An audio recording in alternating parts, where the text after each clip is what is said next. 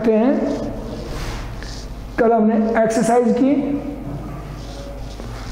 Exercise हो गई complete. चलिए आगे स्टडी करते हैं। आज हमारा न्यू टॉपिक होगा, न्यू, और न्यू टॉपिक है हमारा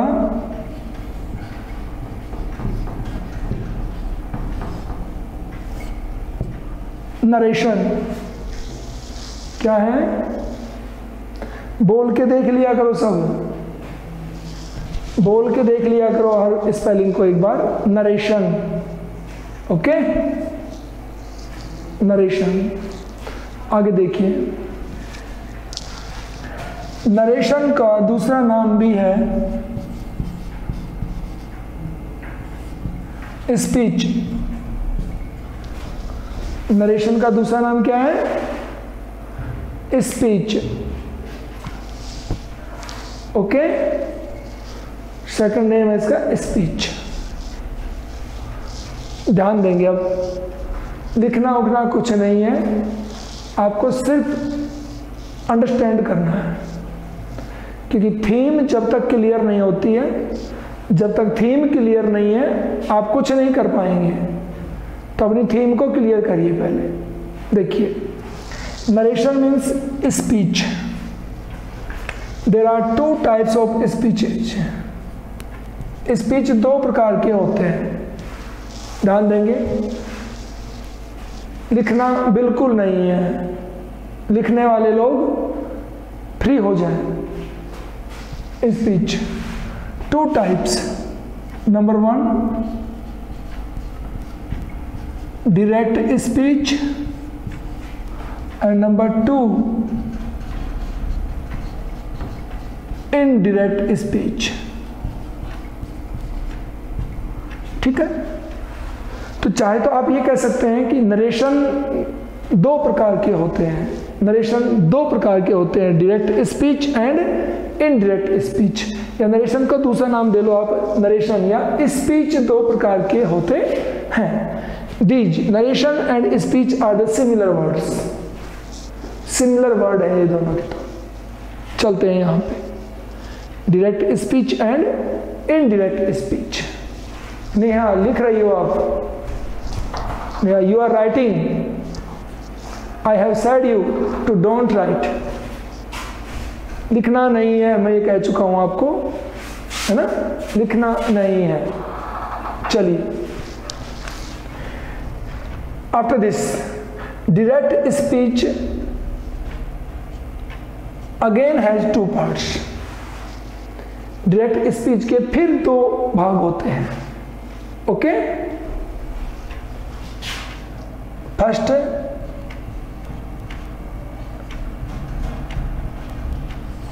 reporting verb, and second reported speech. Direct speech के भी फिर से दो भाग होते हैं।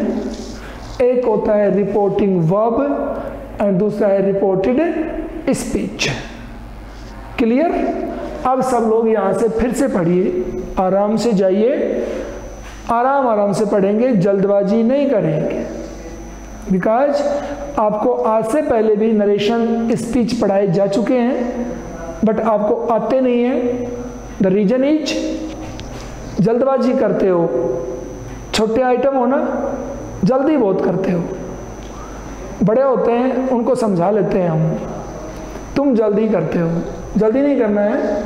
इसीलिए हम बड़ों के बराबर टक्कर से सीख सकते हैं। जो चीज़ मैं बड़ों को सिखा चुका हूं वो आपको भी कंप्लीट सिखा दूंगा। If you control yourself according to my command. जैसा मैं बोलूं अपने आप को रोको, हम पहुंच जाएंगे वहां पे। ठीक है, चलिए। Speech, to types of speech, direct speech, indirect speech. Direct speech also has two parts, reporting verb and reported speech. यहां तक हमने बात की इसकी। इसके बाद सुने आगे। डायरेक्ट स्पीच किसे कहते हैं and what is indirect speech. अब इसको क्लियर करेंगे हम। स्पीच मीन्स तो होती है बातचीत, स्पीच मीन्स कन्वर्सेशन, जो भी हम कम्युनिकेशन करते हैं, बात करते हैं, that is speech. Okay, speech का मतलब ये नहीं होता है कि भाई माइक लेकर के 15 अगस्त के ऊपर भाषण देना है, गांधी जयंती आ गई है तो आज आपको स्पीच देना है, नहीं। स्पीच हर टॉकिंग स्पीच होता है। घर में बैठे बात कर रहे हो, कहीं भी बैठे बात कर रहे हो, नाउ वी आर स्टडिंग, ये भी स्पीच ही है। देखिए, तो डायरेक्ट स्पीच क्या होता है और इनडायरेक्ट क्या होता है, डिफरेंस ऑफ दीज टू। देखिए, direct speech is which take place between two persons. Direct speech वो होता है जो दो लोगों के बीच में चलता है, face to face, face to face. And you can take the example of this class. Now I am speaking and you are listening. मैं बोल रहा हूं, तुम सुन रहे हो। तो जिसके मुंह से वर्ड निकलते हैं, जिसके मुंह से वर्ड निकलते हैं, that is first person, that is first person। मैं बोल रहा हूं, I am here first person and you are listening। तुम लोग सब सुन रहे हो, you are second person। ठीक है, मैं मिंटू से speaker first person, listener second person. बोलने वाला फर्स्ट पर्सन होता है और सुनने वाला सेकंड पर्सन होता है। लेकिन मैं तुमसे कोई क्वेश्चन पूछता हूं तो फिर तुम बोलते हो, उसका आंसर बोलते हो ना। क्वेश्चन का आंसर जब तुम बोलते हो तो जो ही तुम्हारे मुंह से भाषा निकलती है, जो ही तुम्हारे मुंह से वर्ड निकलते हैं, यू आर फर्स्ट पर्सन, और जितने लोग सुन रहे हैं वो सेकंड पर्सन। समझ में आ गया? कभी मैं बोलता हूं, तुम सुनते हो, कभी तुम बोलते हो, मैं सुनता हूं। तो ये फर्स्ट पर्सन और सेकंड पर्सन चेंज होते रहते हैं। ओके, ये हो गया डायरेक्ट स्पीच। डायरेक्ट स्पीच आमने सामने दो लोगों की बातें होती हैं, और इनडायरेक्ट स्पीच क्या होता है वो सुनेंगे। क्या यहां पर हम स्टडी कर रहे हैं, यहां पे, और स्टडी करते समय जितनी बातें आपको मैंने बताई, आपने सुनी, आपने मुझे बताई। अब ध्यान दीजिए, जो ही हमारी क्लास ऑफ होती है, आप लोग इस बात को और कहीं जाके शेयर करें, और मैं अपनी क्लास की पूरी बातों को और कहीं जाके शेयर करूं। That is indirect speech. Direct में जो बातें हुई, आमने सामने जो बातें हुई, उनको और कहीं जाकर के हम शेयर करें, that is indirect speech. Okay, एक बार फिर से आप लोग ध्यान दे लेंगे इस बात का कि आमने सामने की हुई बातों को हम और कहीं जाकर के शेयर करें। सपोज दैट सुनेंगे, ये नीचे एक मिस्टर अमित कुमार, एक स्टूडेंट अमित कुमार, अमित क्या सुन पा रहे हो मेरे को? बकवास कर रहे हो आप, स्टडी नहीं कर रहे हो। ये नीचे एक अमित कुमार है, कौन है? बकवास कर रहे हो तुम, क्लास में स्टडी नहीं कर रहे हो, खाम खा बैठे हो कैमरे के सामने बंदर की तरह। पढ़ना है तो कैमरे के सामने रहो, अदरवाइज ऑफ साइड हो जाओ। चलिए, तो अभी हम जो बात कर रहे हैं आपस में, आप और मैं, जो ही क्लास ऑफ होगी इंग्लिश की, तुम अपनी इन बातों को अपने पेरेंट्स को, अपने किसी फ्रेंड को बताओ कि हमारे टीचर ने ऐसा कहा, हमारे टीचर ने ऐसा कहा। तो जहां पे तुम बात करोगे वहां मैं थोड़ी होऊंगा, तो कहने वाला तो मैं हूं लेकिन मैं वहां पे प्रेजेंट नहीं हूं। That is indirect speech. मेरी कही हुई बात को आप और कहीं कर रहे हो, इनडायरेक्ट स्पीच। ओके। और तुमने जो भी, जैसे अभी मैं कहूं कि अमित कुमार नाम का लड़का था क्लास में और बकवास कर रहा था, मैंने उसको डांटा, तो ये मैं जाके घर पे कहूंगा कि एक बच्चा ऐसा था जो पढ़ नहीं रहा था। अब मैं वहां जाके किसी को कहूंगा, वहां पे तुम नहीं होंगे, इनडायरेक्ट स्पीच। चलिए अब इनको लिख लीजिए, अपने पास लिख लीजिए आराम से, फिर मैं आगे चलूंगा।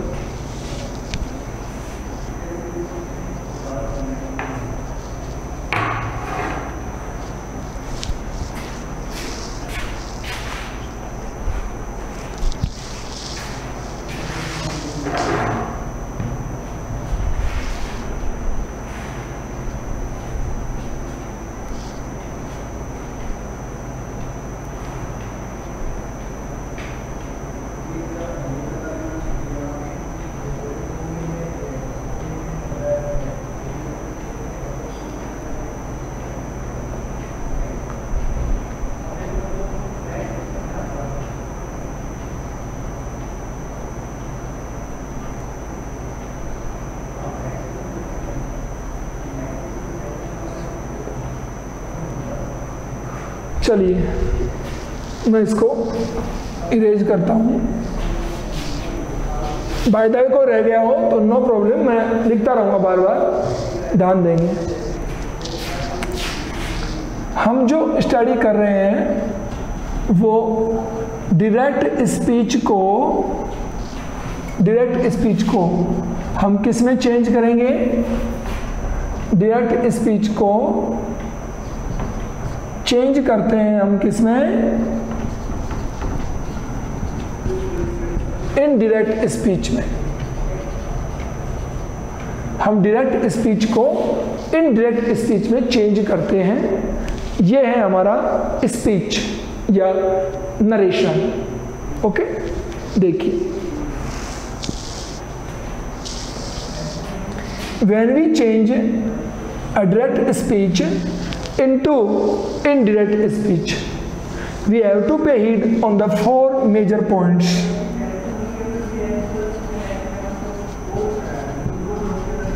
The main points to note. The main points to note. Direct speech को इनडायरेक्ट स्पीच में चेंज करते वक्त हमें जिन मेन पॉइंट्स पे फोकस करना होता है वो कितने हैं और कौन कौन हैं, ध्यान देंगे। These main points are 4 main points होते हैं जो direct speech to indirect speech में यूज होते हैं। ओके, अब आपको लिखवाता हूं मैं। थियरी लिखे आप लिख सकते हो। अब ये direct speech when we change, लिख दीजिए, चलो थियरी लिखिए। When we change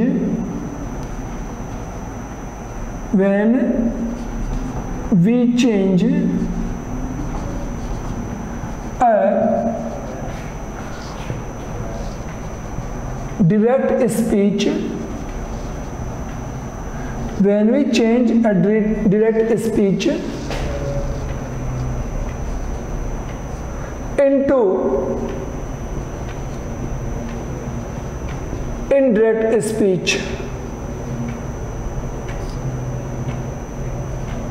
into indirect speech,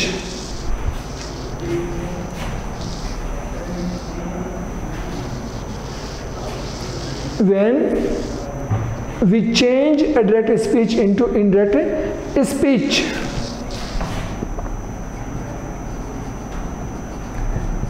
we have to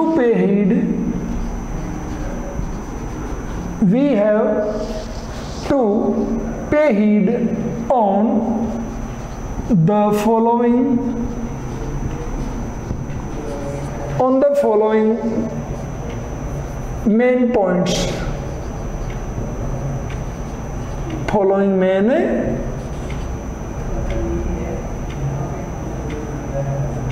points. ये हो गया। जब हम डायरेक्ट स्पीच को इनडायरेक्ट स्पीच में चेंज करते हैं तो हमें मूल रूप से नीचे लिखे हुए मेन पॉइंट्स पे ध्यान देने की आवश्यकता पड़ती है। अब ये नीचे मैं लिख रहा हूं the main points to note. कौन कौन से मेन पॉइंट्स हैं जिन पे हमें ध्यान देना है। ये लिख चुके हो लाइनें दोनों कंप्लीट, ये दोनों लाइनें लिख चुके हो आप सब लोग।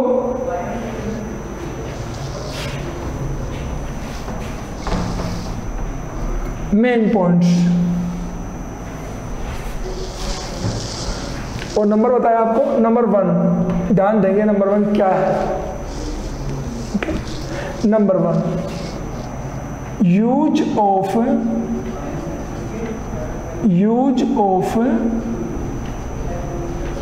Proper conjunction.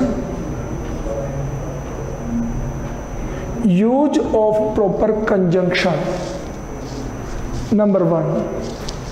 नंबर 2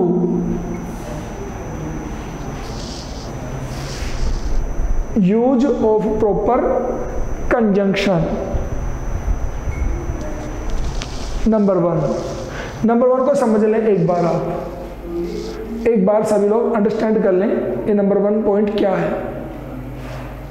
देखिए, प्रॉपर कंजंक्शन, कंजंक्शन होता है दो सेंटेंस को ऐड करने वाला वर्ड, दो सेंटेंस को ऐड करने वाला वर्ड कंजंक्शन होता है।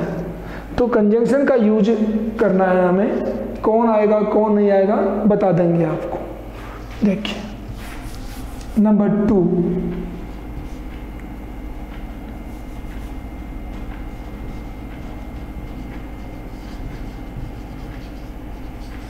changement in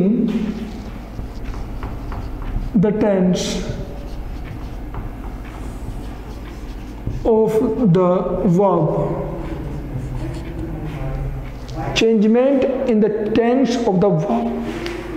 सेकंड पॉइंट है कि हमारे वर्ब के टेंस में परिवर्तन करना, वर्ब के टेंस में परिवर्तन करना।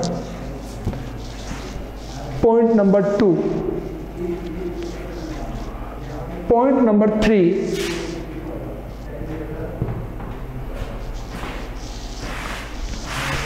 Point number 3,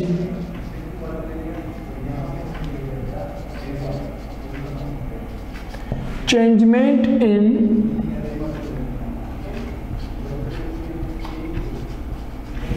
personal pronouns,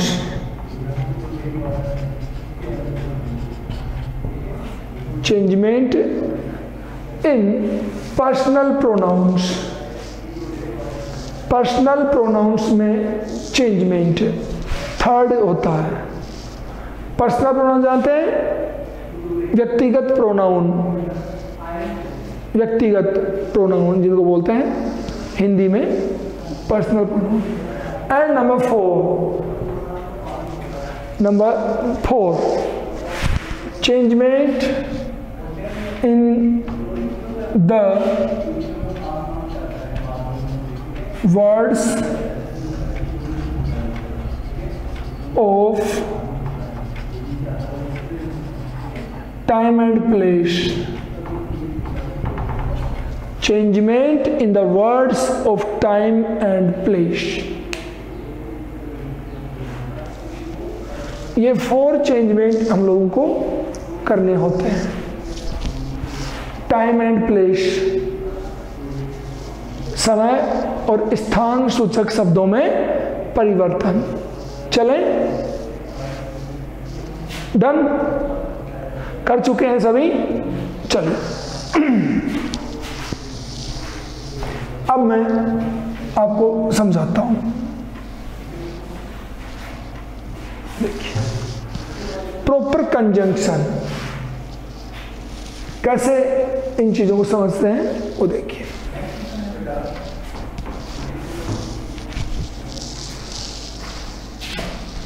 rule number 1 हम स्टडी करेंगे। रूल नंबर 1 क्या है? रूल नंबर 1 पहले इसको देखेंगे आप लोग।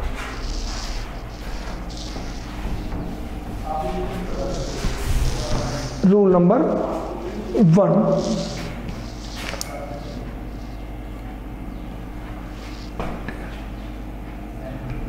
यूज ऑफ, लिखना नहीं है, proper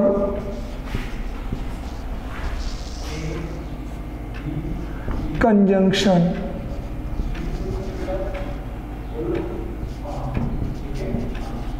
between RV and RS। लिखना नहीं है, किसी को भी समझना है ओनली। देखिए कनेक्टिव को यूज करना है RV और RS के बीच। देखिए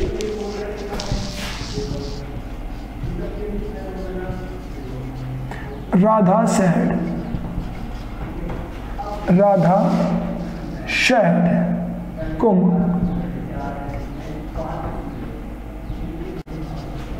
राम सिंग्स, सॉरी मैं यहाँ चेंज करूंगा, Radha says, Ram sings very sweet,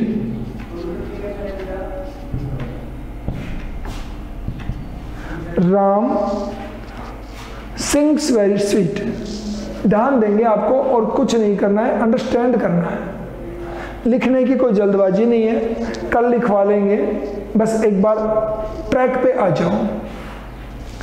rail वही चलती है जो पटरी के ऊपर लाके टिका दी जाती है, कारखाने में रखी रेल चलती नहीं है। समझ आ रही है? कारखाने में रेल बनती है, वहां चलती नहीं है, बनती है, तो उसको ट्रैक पे लाके रखते हैं, फिर दौड़ती है वो।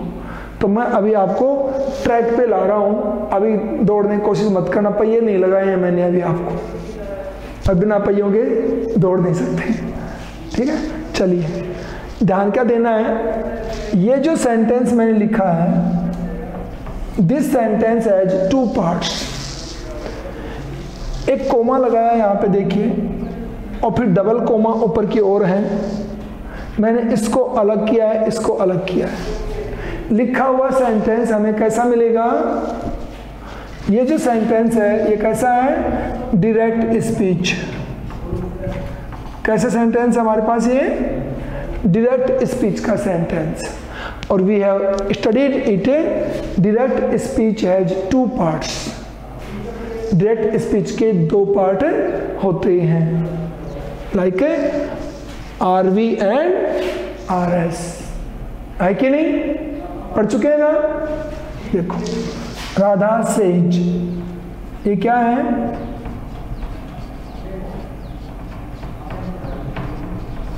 रिपोर्टिंग वर्ब, रिपोर्टिंग वर्ब है। और इन्वर्टेड कॉमा के भीतर, जो इन्वर्टेड कॉमा में है वो है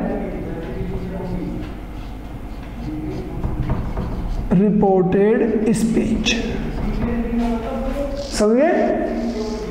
तो डायरेक्ट स्पीच के 2 भाग होते हैं, रिपोर्टिंग वर्ब और रिपोर्टेड स्पीच। ये हमारे सामने लिखा हुआ है, डायरेक्ट स्पीच है, 2 भाग हो गए। इसको शॉर्ट फॉर्म में बोलते हैं RS और इसको शॉर्ट फॉर्म में बोलते हैं RV। क्लियर? अब इसको अच्छी तरह से पढ़ें, आराम से अंडरस्टैंड करें और फिर लिखें। बाद में लिखना है आराम से इसको। Rule number 1, use of proper conjunction between RV and RS. RV और आरएस में लिख चुका हूं, रिपोर्टिंग वर्ब और रिपोर्टेड स्पीच। इसको लिख लीजिए आराम से, गलतियां नहीं करनी है।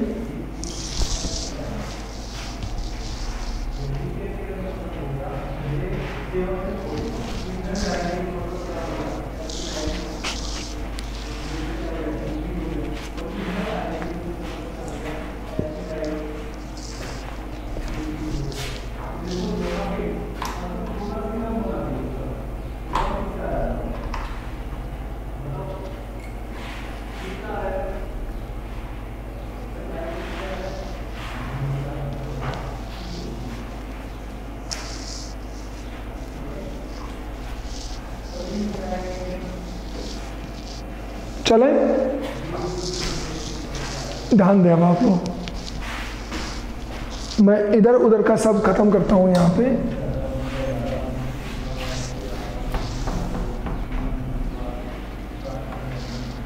ये अब रूल नंबर 1 क्या है? आरवी और आरएस के बीच में कनेक्टिव का यूज करके दोनों सेंटेंस को एक कर देंगे। अब ये डबल सेंटेंस है, ये डायरेक्ट स्पीच है। अब इसको इनडायरेक्ट स्पीच में बदलेंगे तो सिंगल सेंटेंस बन जाएगा। एक सेंटेंस देखो कैसे बनेगा। राधा सेज, कोमा रिमूव करके दैट। ये दैट कहां रिमूव करते हैं? जब हमारा सेंटेंस अफर्मेटिव हो, सुनेंगे, अफर्मेटिव हो, नेगेटिव हो, एक्सक्लेमेटरी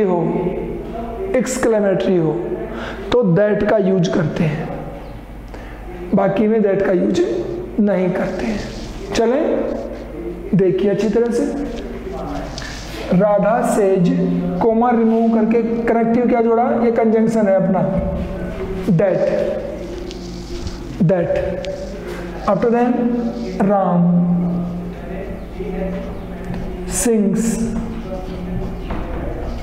very sweet।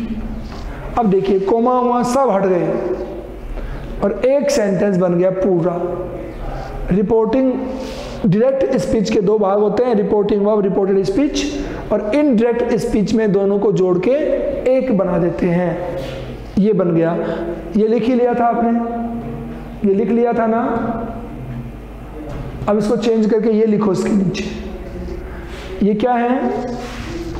ये इनडायरेक्ट स्पीच है, ये इनडायरेक्ट स्पीच हो गया। लिख दीजिए इसको। फिर सेकंड एग्जांपल लेते हैं।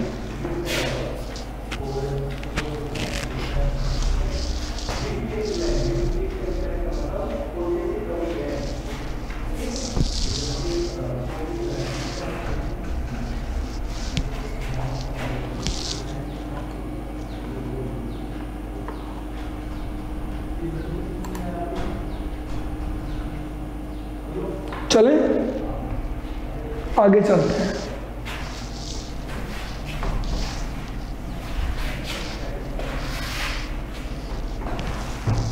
एक और लिखता हूं, सी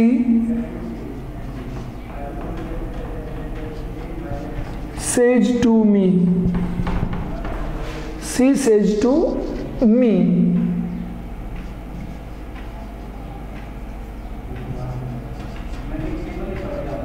राधा is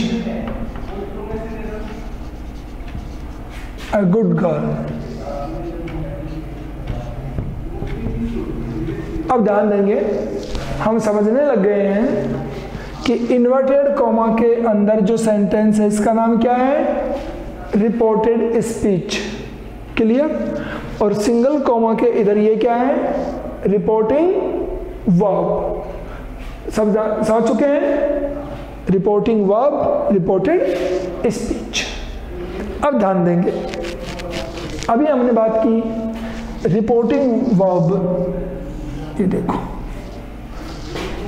जल्दी नहीं करनी है। देखो सेज आया था थोड़ा पिछले सेंटेंस में, इस सेज के साथ में वहां पे कुछ नहीं था, अब की बार सेज के साथ में क्या आ गया, टू आ गया। अगर सेज अकेला हो नो चेंज, लेकिन सेज के साथ टू आ गया तो ये टेल्स में बदल जाती है। सेज के साथ टू होगा, टेल्स में बदल जाएगा। तो देखो क्या कहेंगे हम, सी सेज टू नहीं कहेंगे, टू आ गया तो टेल्स में बदल के लिखेंगे सी टेल्स मी, कोमा हटा करके दैट, कोमा हटा करके दैट, आगे कोई चेंजमेंट नहीं है। Radha is a good girl. अब क्या सीखा हमने, पहले वाले सेंटेंस में हमने सीखा कि आरवी और आरएस के बीच हम कंजंक्शन दैट का यूज करते हैं, पहले में ये सीखा। दूसरे में सेज के साथ में टू आ जाए तो उसे टेल्स में बदल देते हैं, अकेला सेज होता तो नो चेंज। क्लियर, ये बात है हमारे रूल नंबर 1 की, हो गई रूल नंबर 1। ठीक है, अब मैं रूल नंबर 2 लिखूंगा, ध्यान देंगे सभी लोग। रूल नंबर 2, रूल नंबर 2 लिख ही देता हूं। रूल नंबर 2, ठीक है।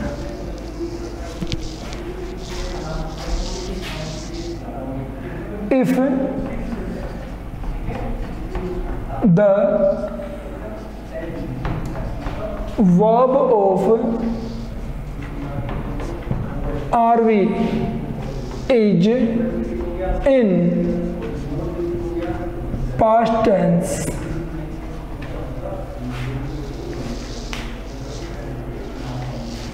या सीधा लिख दो, if the RV is, if the RV is in past tense,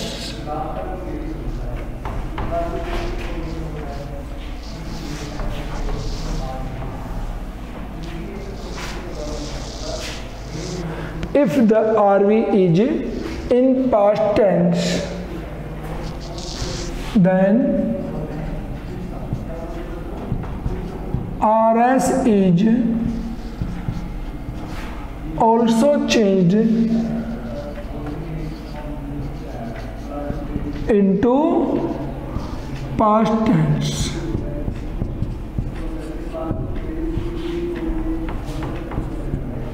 ये आपको लिखना है रूल नंबर 2।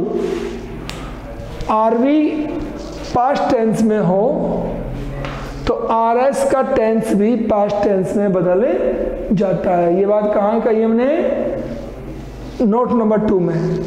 फर्स्ट नोट क्या था, proper conjunction. Second note, use of proper tense of the verb, verb का टेंस सही काम में लेना।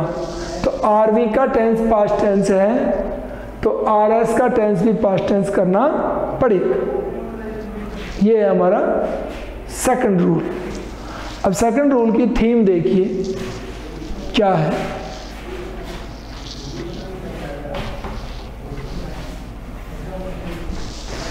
फर्स्ट सेंटेंस क्या था अपना, फर्स्ट सेंटेंस क्या था अपना, Radha says Ram is, Ram sings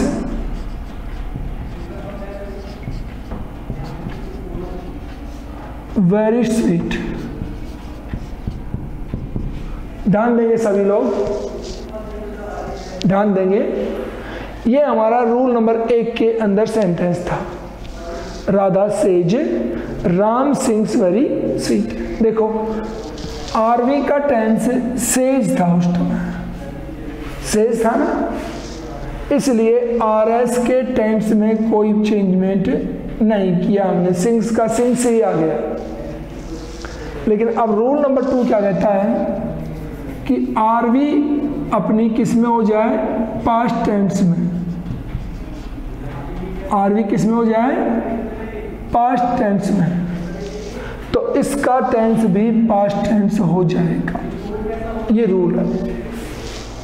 तो क्या बनेगा, राधा सैड, कोमा हटा करके दैट, राम। यहाँ पे सिंग्स वर्ब की फर्स्ट फॉर्म आई है, बदल जाती है सेकंड फॉर्म में, यानी प्रेजेंट इंडेफिनेट टेंस है तो पास्ट इंडेफिनेट में बदल जाएगा। अब आपसे कोई पूछे सिंग्स क्या बन गया, sang, वेरी स्वीट, ये है रूल। ये आरवी अगर पास्ट टेंस में हो तो आर एस का टेंस भी पास्ट टेंस में बदल जाता है, ये ध्यान देना है। अब देखिए सैड अकेला है, टू नहीं है, सैड के साथ अगर टू आ गया तो इसको भी नया रूप देंगे। जैसे सेज के साथ में टू आया तो हमने टेल्स कहा ना, ऐसे ये भी चेंज हो जाएगा, लेकिन ये चेंज कल करेंगे। आज इतना ही लिख लो, टेंस में परिवर्तन, रूल नंबर 2 हो गया ना। अब तीसरा होगा पर्सनल प्रोनाउन वगैरह, ये जो बातें हैं वो कल होंगी, आज सिर्फ इतना ही होगा।